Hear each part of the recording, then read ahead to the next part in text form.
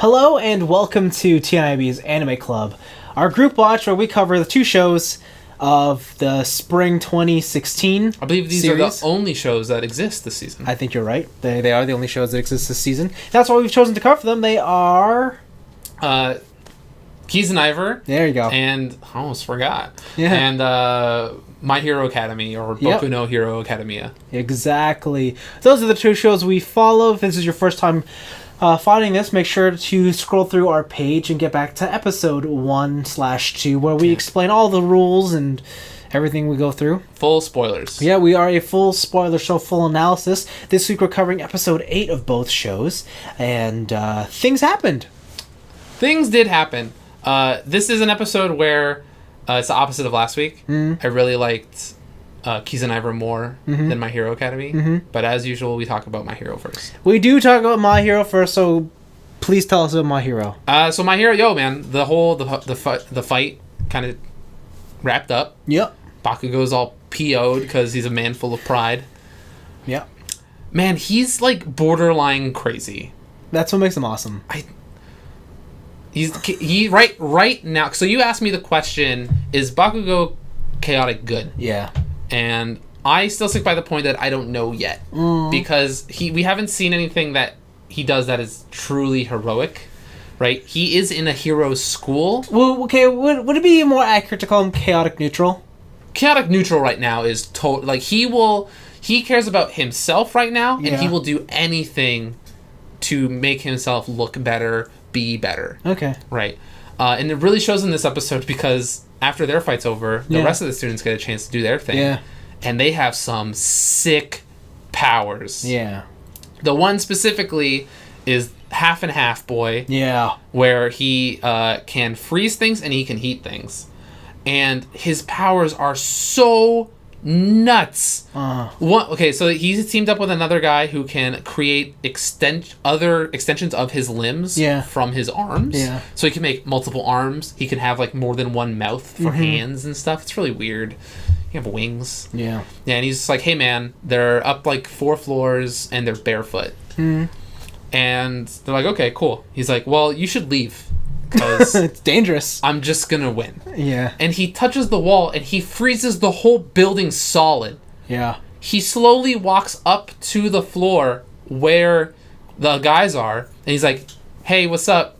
You could attack me, but all the skin on the bottom of your foot is gonna rip off. And you won't be able to fight like you normally can.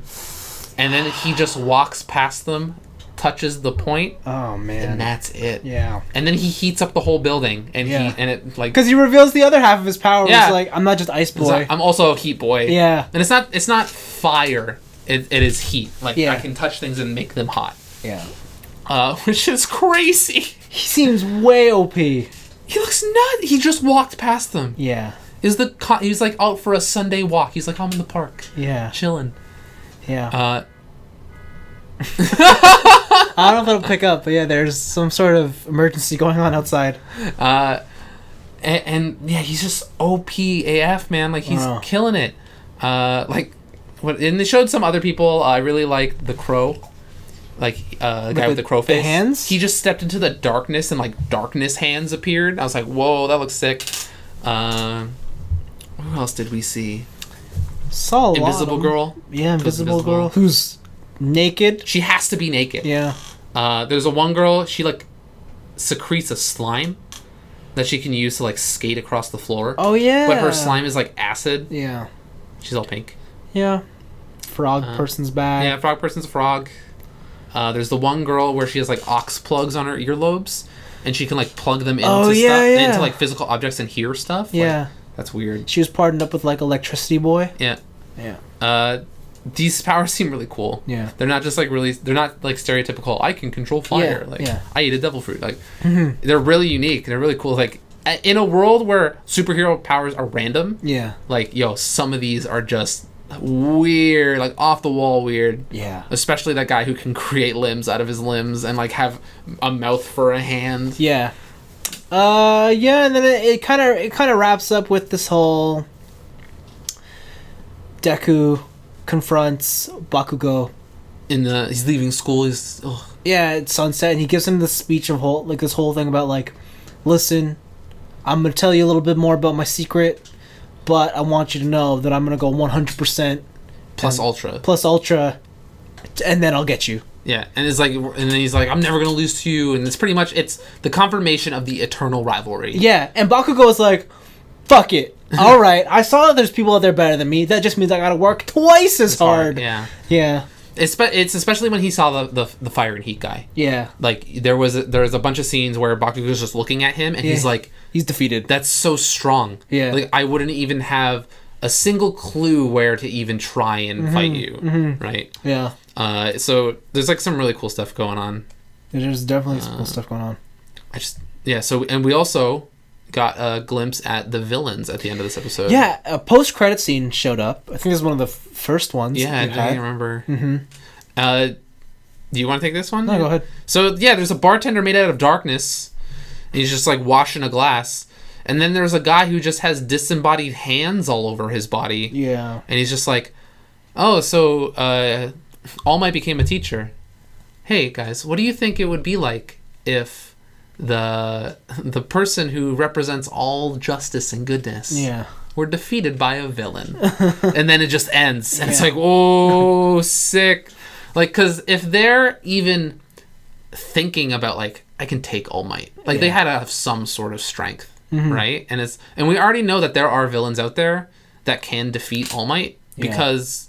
Like, he's super injured. He's missing his whole stomach. Like that, yeah, and they're definitely going to bring back the whole All Might's secret revealed. Like, how he can only hold that state for for 2 hours or whatever. It's the show is finally moving. Yeah. And it's moving at a pace that that makes me want to watch every episode. Yeah, the thing about All Might's power, I can't remember if they said it, but as Deku gets stronger, doesn't All Might start to lose his ability more and more? I think we inferred that. Oh, okay. I don't remember them actually confirming it. All I remember them saying was, like, once Deku's at 100%, All Might disappears. Yeah, I remember that part. I don't know what that means, but I don't know if that only happens when when you give me everything, I lose everything. Yeah. But it would make sense that if I give you 50% of my power, I lose 50% of my power, right? I'm still waiting for, like, I feel like Bakugo is gonna have a change of heart and, like, see these villains do stuff, and they're gonna, like, just, like, kind of brush his ego, be like, hey man, if you were over here you could be doing, like, some hot shit, you wouldn't be out in the smalt fries, right? You'd be out with us. And he'd be like, man, villains though. Yeah, man, he can become the Digimon Emperor. Yeah, he can become the Digi Emperor. Yeah. That's like pretty much is what's gonna happen. But that's for how many ways this show has kind of subverted superhero tropes. I wouldn't be surprised if they also subverted that kind of trope of, like, my eternal rival becomes the villain. I don't know if he will though. I think Bakugo is so above everyone else that he'll see the villains and be like, "Fuck you guys! I don't need your shit either." And like he'll just be like the lone warrior somewhere else. That'd be cool. And he'll just be above everybody. Yeah. I still really like his, like, large scale nitroglycerin thing attack. Oh yeah. That was sick. Yeah. I really like that. He shoots the fireball? Yeah. Yeah, that's cool. But that's it for My Hero. Like, yeah, it was a pretty cut and dry episode. Yeah, it was surprisingly subdued. It was a bit nothing much happened. Yeah, and it focused mainly on Bakugo and the side characters because Izuku was just kind of taken out. Oh yeah, that's right. He punched a dude too hard and then took an explosion to the face. Yeah, so he was kind of dead. Yeah. That was the best part of the episode. Like, the heroes win, and the heroes are all, like, dead and stuff. Yeah. And they're like, oh man, like, no, the villains are untouched and all the heroes are, like, dying. Yeah. They're like, in the real world this wouldn't work, but okay. But then next up we have Kiznaiver. Yeah. This episode was titled, interestingly, Good Things Don't Last Forever, or something like that. Yeah. And the episode focuses on the group who are, for the most part now, are just friends. Yeah, they're chilling. They're all hanging out. Opens up with them in a photo booth. They're taking the Purikura machines. Purikura, and they're doing the googly eye things. Yeah. Our eyes are so big. They're putting on the words and stuff. Yeah. they get kidnapped by the organization that, whatever, with the mascots, the Kiznaiver organization. Yeah, and then they get like this quick little history lesson. Yeah, about like what the fuck Kiznaiver's about, and that starts the info dump. Yeah, like immediately, like they're just like, we've been kind of messing around too much. Open the floodgates. Here's a bunch of info. So they're like, everybody who had a question, here's some answers. Yeah, but at the same time, they're like, here's some more questions. Just we answer too many. Like and then the teacher leaves, and it's like, oh, by the way, typhoon's happening. Get home safely. Yeah, like your mission is when the typhoon dies down. Get home. And but they're not just stuck in this building with a typhoon. The mascot things come back out and attack them. Yeah. But it seems like behind the scenes, the organization is just trying to focus on them and break them into pairs that could potentially result in like a love scenario or positive emotions. Yes. Because what was they mentioned in the info dump that it's really easy for them to see results in negative emotions because they're so strong. Mm-hmm. But to get like useful data out of positive emotions, they haven't really been able to do that. Yeah, so that's what they try to do. Yeah. Or also the fact that they can't do these tests on adults, like people who are already adults. Yeah. They have to do it on people who are either super close or children. Yeah. There's some stuff later in the episode that that just gets a bit whacked. Yeah, so they break them off into pairs, right? Yeah. I remember Tenga and Nico. Yeah. So Nico likes Tenga. Yeah. Hisomu is a mystery. He just likes pain. He loves pain. Yeah. Is it Mako? It's Maki. Maki. Or Honoka. Honoka and Fat Boy. Yuta. Honoka and Yuta. So Yuta likes Honoka, and then Honoka's kind of like, maybe I can get over this. Like, maybe Honoka's in love with her dead best friend. Yeah, like, oh, I miss you so much, right? Yeah. And then I always forget the redhead girl's name. Chidori likes main character. Kachan. Yes. So Midori likes Kachan. Chidori? Yeah, it's Chidori. What did I say? Midori. Sorry, Chidori likes Kachan. But then Kachan likes Sonozaki. And then she's just like, well, let's get this party started, motherfuckers. Yeah, like, man. Let's break it apart. And like, there's a bunch of scenes where Sonozaki is just like contemplating to herself. Yeah. And you're just like, oh man, Kachan's words of "I'm disappointed in you" actually hurt her. Yeah. She's like constantly thinking about it and stuff. Like, man, it's cool. Yeah, like again, this show just presents so many like interesting and complex scenarios. Like, even if they weren't connected by their pain, these are still really interesting connections. Yeah, the interactions between these people are just like, wow, what is happening here? It's just like Snafu. Yeah. I think Snafu takes it to a place that's different just because the show is inherently different. Yeah, the Snafu one's a bit more, let's take a realistic approach. Yeah. But, like, it's still the same thing of, like, these are the realest emotions. Yeah. Which normally we don't play with because they're not cool. Yeah. Or they're not, like, they don't make for interesting story arcs. But we figured out a way. Yeah. Right? And it's, that whole thing of, like, yo, guys, we answered, like, 20 questions. Here's 40. Or we gave you 20 answers. Here's 40 questions. Yeah.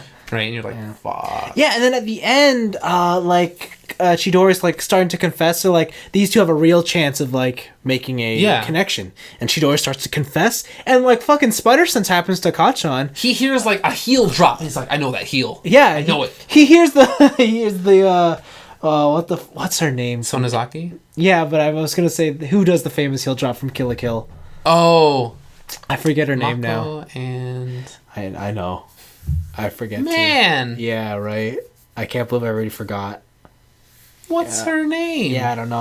I only know Matoyo Yuko and I forget because she was the best character.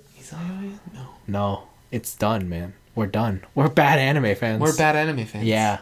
I remember her heel click. And then, like, it's the same heel click they use when she's going up the stairs. Yeah. And, so Sonozaki appears at the, like, I don't know, the ground? Secret stairs? Yeah, she has a secret staircase. Under some statue? And then Kachan just jumps off a building. And saves her. And then she's like, we're connected. And she breaks her choker and she pulls her hair back. And you see she has the scar on her neck. The scar, yeah. And it's just glowing. And, like, I don't know what that means. Yeah, and she asks him, and she's like, am I inside you because you're inside me? Also, like, she's not connected with everybody else because, like, she has been in scenes where the mission has appeared on her wrist. Yeah. Right? But it didn't appear through the back of her neck. Yeah. And from everything we've seen so far, you know that her and Kachan have been connected as kids. Yeah. And, yeah. I don't know. Like, it was nice to get all those small little answers fulfilled, but then this shit happened, and it's just like, whoa. Now what?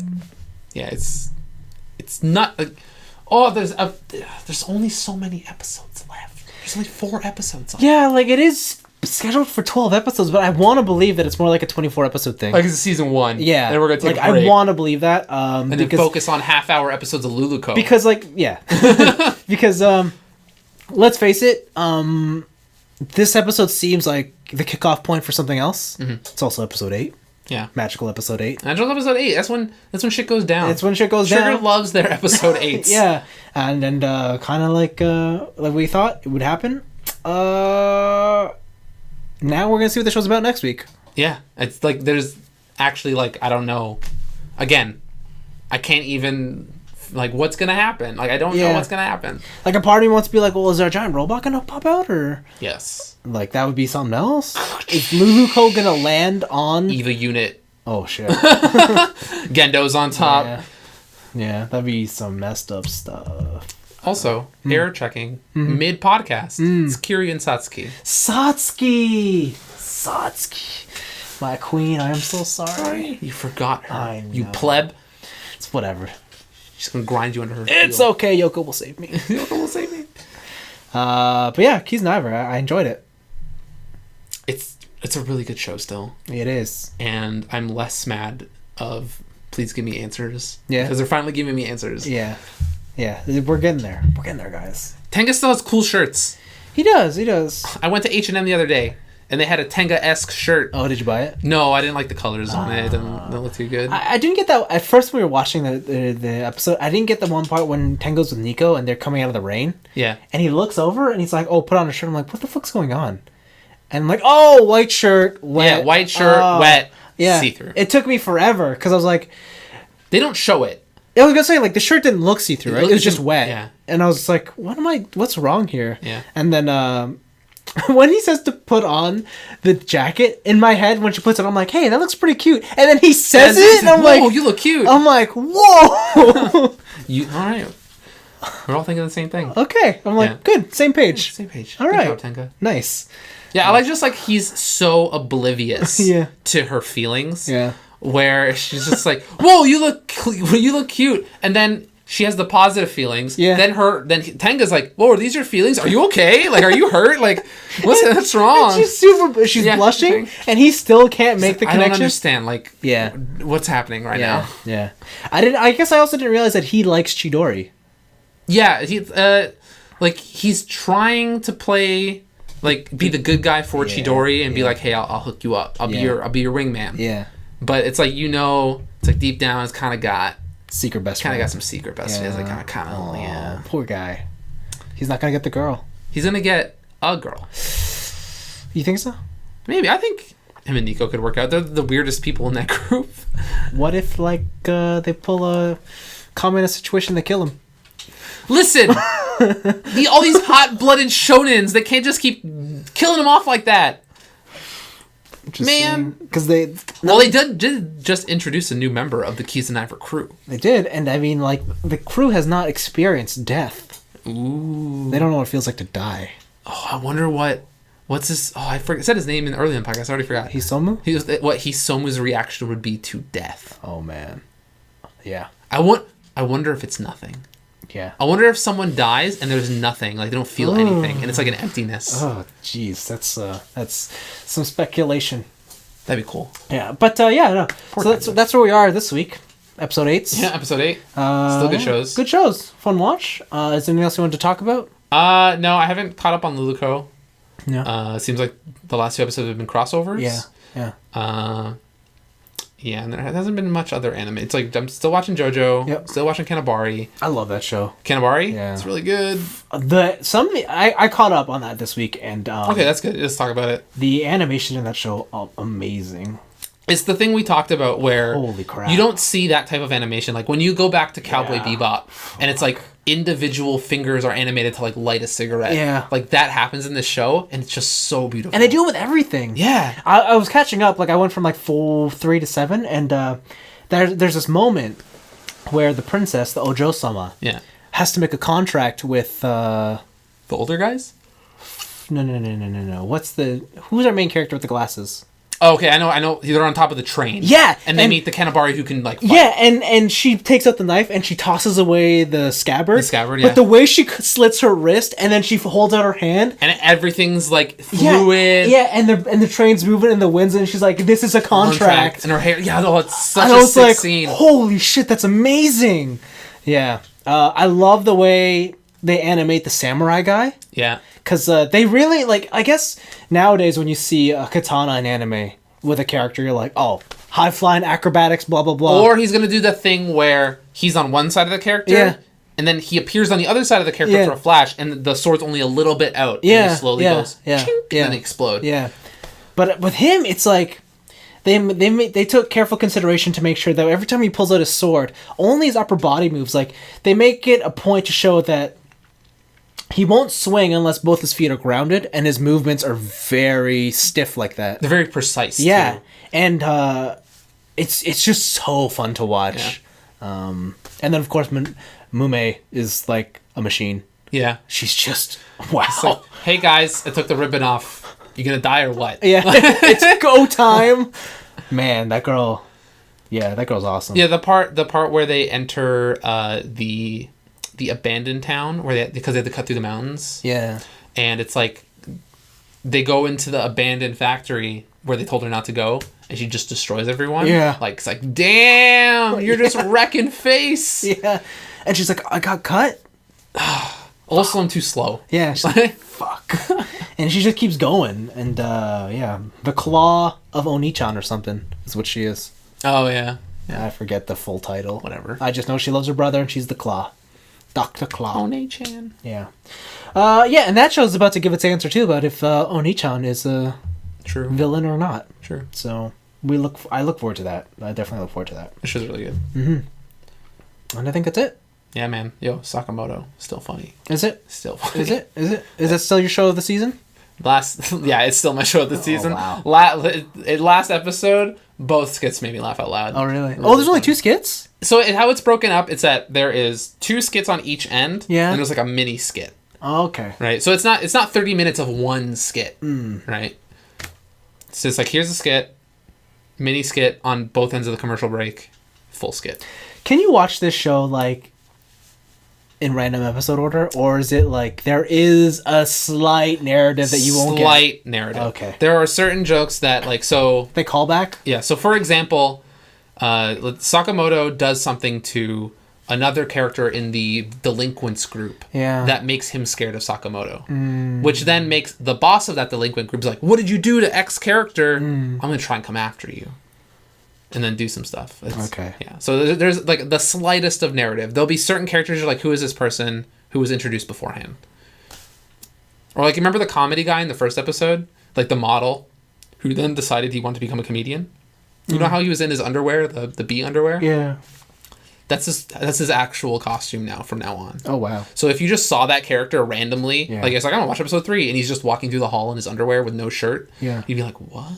Like, you have no reference for that. Okay. Yeah. All right, then. Cool. That was a big episode, I think. It was. Yeah, we talked about some anime and more anime and then even more anime. Hope you guys enjoyed it. We'll be back next week with episode 9 of both these shows. Fantastic shows. Yeah, and hopefully it seems like we're moving along. We're getting into the meat and potatoes. Yeah, we're definitely gonna see what's happening here. So it's exciting times here on the Anime Podcast. Mm-hmm. See you guys next week. Peace out. Bye.